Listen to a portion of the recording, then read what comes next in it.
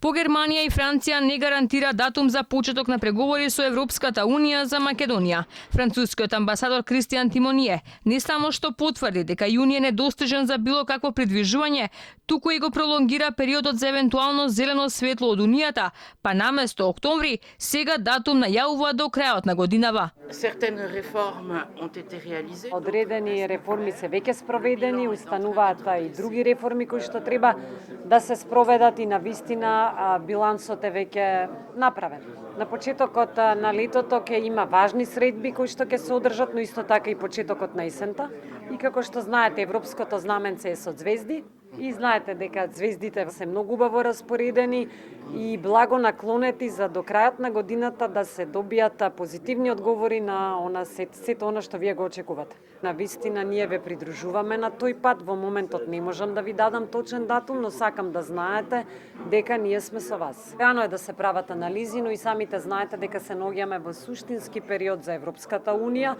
Впрочем, исто како што и периодот е многу значаен и за самите вас. Иако земјава ги собра сите пофалби дека ги исполниле барањата на Европската Унија, си го промени уставното име, постигна договори со соседите. Сепак Европската тројка, Холандија, Франција и Германија сега поставуваат нов услов. Без законот за СЈО нема гаранција за почнување на преговори. За потпредседателот на Европското движење пак Мухамед Халили, најважно е да се направи дистинкција помеѓу француската и германската перспектива во евроинтеграциите, но и да се прифати реалната состојба дека во моментов во европското семејство останува само ветување, барем до крајот на годината.